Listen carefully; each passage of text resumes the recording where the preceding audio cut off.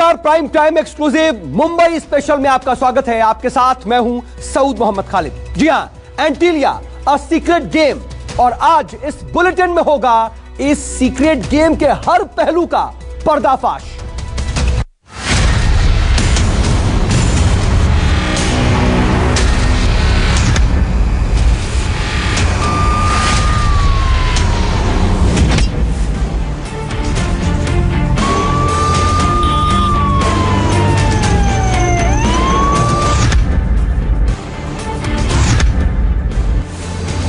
मुंबई के लिए सबसे बड़ी मिस्ट्री बन चुके एंटीलिया विस्फोटक केस की पहेली अब सुलझने वाली है, क्योंकि मनसुख हिरेन के मौत के चैप्टर से अब पर्दा उठ चुका है। सूत्रों से पता चला है कि यह मौत नहीं बल्कि मर्डर है।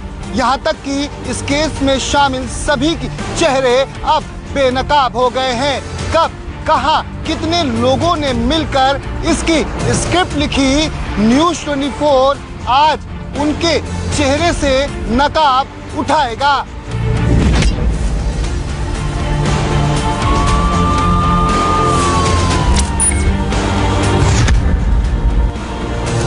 मनसुख हिरेन मौत मामले में जांच में जुटी एटीएस के हाथ उस साजिश के मास्टरमाइंड के गिरफ्तार तक पहुंच चुके हैं। अब जल्द ही यह मास्टरमाइंड लोगों के सामने आ सकता है, क्योंकि जांच एजेंसियों को जो सबूत मिले हैं वो उस शख्स की तरफ इशारा कर रहे हैं जिसके इर्द गिर्द शक की सुई घूम रही थी।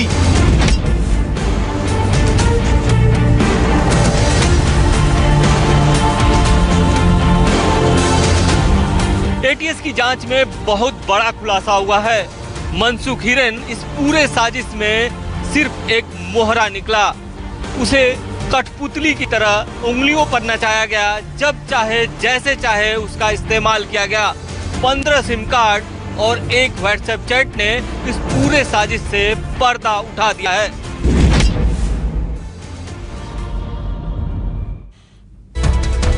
जी हां, एंटीलिया सीक्रेट गेम्स के हर पहलू का पर्दाफाश होगा और इसका पहला चैप्टर है मोहरा। दरअसल इस साजिश में मोहरा आखिर कौन था? कौन था वो जिसे खिलौने की तरह इस्तेमाल किया गया, और जब मन भर गया या फिर यूं कहें कि काम हो गया तो उसे मौत के घाट उतार दिया गया। पहली नजर में तो हर किसी को यह एक साधारण सी मौत लगी, लेकिन जब राज खुले तो फिर बड़ी साजिश से पर्दा उठा।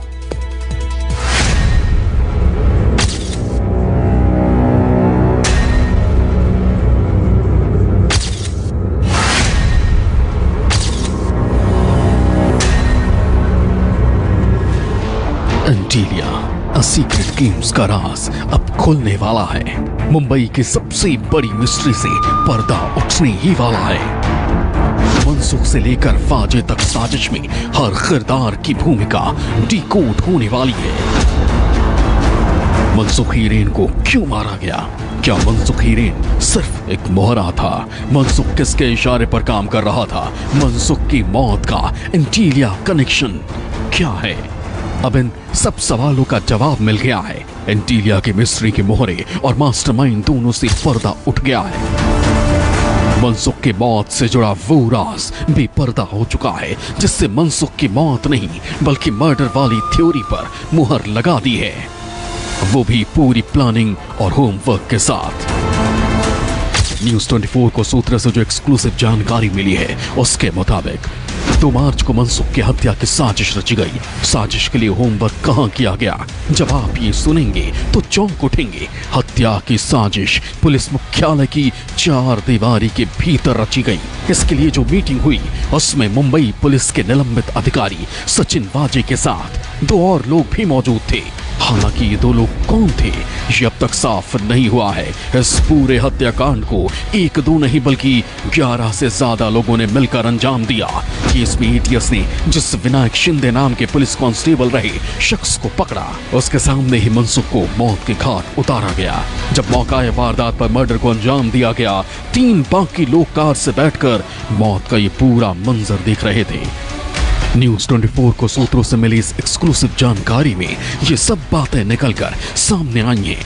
अब कैसे कैसे और किस तरीके से मनसुख को मौत की नींद सुलाया गया। एटीएस की टीम ये जानने के लिए ठाणे के रेती बंदर में उस जगह पर पहुंची जहां इस वारदात को अपने अंजाम तक पहुंचाया गया। टीम के साथ आरोपी विनायक शिंदे भी मौजूद था। महाराष्ट्र एटीएस ने मनसुख हिरेन मामले में 2 लोगों को गिरफ्तार किया है। आरोपियों को लेकर आप देख सकते हैं पहुंची हुई है रेती बंदर, जहां पर मनसुख हिरेन की डेड बॉडी बरामद हुई थी। ये आरोपी हैं, इन्हें महाराष्ट्र एटीएस ने कल ही गिरफ्तार किया हुआ है। महाराष्ट्र एटीएस यह जानना चाहती है कि आखिर किस तरह से पूरी साजिश को अंजाम दिया गया था। इसी को जानने के लिए महाराष्ट्र एटीएस की जो टीम है वो यहाँ पर पहुंची हुई है। आपको बता दें, महाराष्ट्र एटीएस को जो सबूत मिले हैं उसके आधार पर ये पूरी गिरफ्तारी हुई है, जहां पर भोरे नाम के शख्स जो बुकी है उसे गिरफ्तार किया गया है। उसके साथ साथ विनायक शिंदे नाम के जो पूर्व कांस्टेबल हैं मुंबई पुलिस के, उन्हें गिरफ्तार किया गया है। इन सभी को एटीएस की जो टीम है वो देख सकते हैं यहाँ पर लेकर आई हुई है। यहाँ पर रिक्रिएशन किया जाएगा क्योंकि विनायक शिंदे वो शख्स हैं जो यहाँ पर घटना स्थल पर मौजूद थे और उस वक्त जब हत्याकांड को अंजाम दिया जा रहा था, मनसुख हिरेन को जब रेती बंदर के पास उनकी हत्या की जा रही थी तो विनायक शिंदे मौजूद थे। उन्होंने पूरे घटनाक्रम को देखा हुआ था। इसके साथ साथ आपको बता दें कि 3 और लोग मौजूद थे घटना स्थल पर, कार में मौजूद थे। तो ऐसे में यह जानना चाहती है एटीएस कि किस तरीके से हत्याकांड को अंजाम दिया गया था। वो 3 लोग कौन थे जो कार में मौजूद थे। आप देख सकते हैं यहाँ पर किस तरह से एटीएस की जो टीम है वो जानना चाहती है कि किस तरह से इस पूरे हत्याकांड को अंजाम दिया गया था। विनायक शिंदे आपको साफ तौर पर तस्वीरों में टी-शर्ट में नजर आ जाएंगे।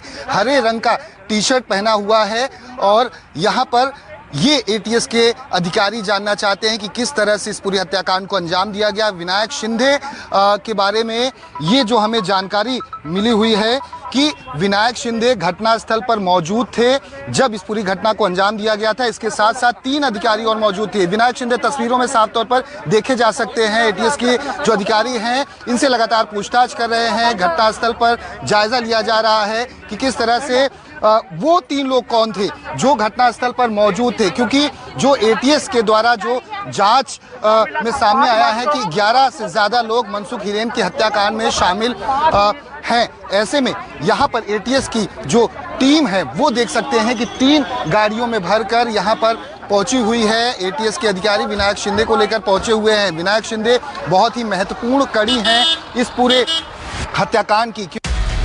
यहाँ एटीएस की टीम ने हत्याकांड के पूरे सीन को रिक्रिएट किया। ये जानने की कोशिश की गई कि कैसे मनसुख की हत्या हुई। मनसुख हिरेन हत्याकांड मामले में महाराष्ट्र एटीएस को बड़ी कामयाबी हाथ लगी है। महाराष्ट्र एटीएस ने मुंबई पुलिस के एक पूर्व कांस्टेबल विनायक शिंदे को मनसुख हिरेन हत्याकांड मामले में गिरफ्तार किया है। इसके साथ साथ एक बुकी को भी गिरफ्तार किया गया है। विनायक शिंदे वो शख्स है जिसने मनसुख हिरेन को मुंबई पुलिस के एक अधिकारी का झूठा नाम लेकर रेती बंदर के इसी घटनास्थल पर बुलाया हुआ था। विनायक शिंदे को महाराष्ट्र एटीएस की जो टीम है वो इसी घटना स्थल पर लाकर रिक्रिएशन करती है और जानने की कोशिश करती है कि किस तरह से विनायक शिंदे चश्मदीद है इस पूरे हत्याकांड का और उसने क्या कुछ उस रात को देखा था जब उसने 8 से 8:30 के बजे के बीच में उस मनसुख को यहाँ पर बुलाया हुआ था। विनायक शिंदे ने बताया कि किस तरह से इसी खाड़ी में जो पानी दिख रहा है यहाँ पर लाश को फेंका गया था।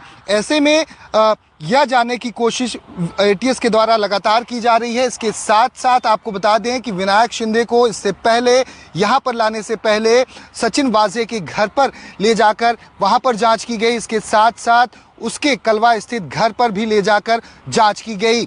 एटीएस को विनायक शिंदे के घर से वो प्रिंटिंग मशीन भी बरामद हुई है जो एंटीलिया विस्फोटक मामले में एक थ्रेट लेटर उसी प्रिंटिंग मशीन से लिखा गया था। ऐसे में हर उस एंगल पर इस वक्त जांच की जा रही है। महाराष्ट्र एटीएस के सूत्रों से मिली जानकारी के मुताबिक इस पूरे हत्याकांड में 11 लोग शामिल हैं या उससे ज़्यादा लोग शामिल हैं। वहीं इस पूरे हत्याकांड की जो साजिश है वो मुंबई पुलिस के मुख्यालय में रची गई, जहां पर सचिन वाजे के साथ 2 और अन्य लोग मौजूद थे। अब तक एटीएस की टीम गिरफ्तार पूर्व पुलिस कांस्टेबल विनायक शिंदे को 3 अलग अलग जगहों पर ले जाकर सुराग हासिल करने की कोशिश कर चुकी है। पहला सचिन वाजे के घर, दूसरा ठाणे के कलवा में खुद विनायक शिंदे के घर, तीसरा रेती बंदर मुंब्रा घटना स्थल। जांच एजेंसी को कलवा में विनायक शिंदे के घर से वो मशीन भी बरामद हो गई जिसके जरिए मुकेश अंबानी को भेजा गया धमकी वाला लेटर तैयार किया गया।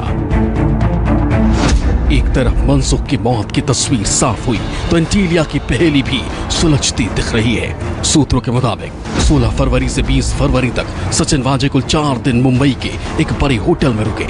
एनआईए सूत्रों की मांगे तो एंटीलिया एपिसोड की पूरी प्लानिंग इसी होटल में हुई थी।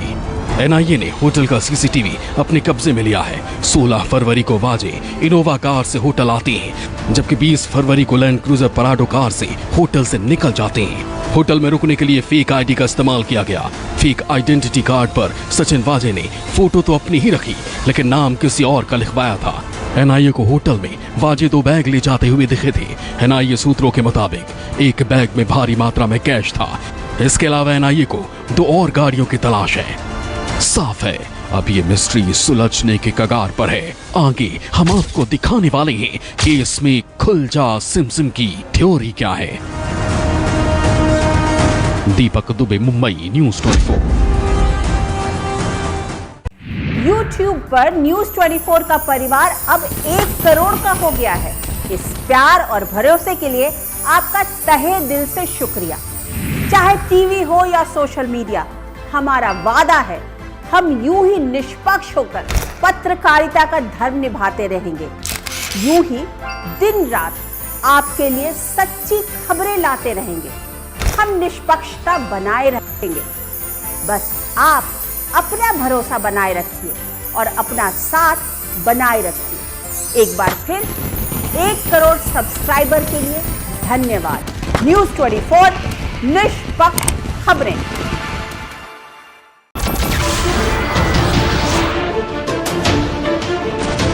नमस्कार, मैं हूं मानक गुप्ता। अगर आपको हमारा ये वीडियो पसंद आया हो तो इसे लाइक और शेयर जरूर करें और हाँ, हमें सब्सक्राइब और फॉलो करना ना भूलें ताकि आप देश और दुनिया की कोई खबर मिस ना करें। तो जुड़े रहिए हमारे साथ और देखते रहिए न्यूज़ 24।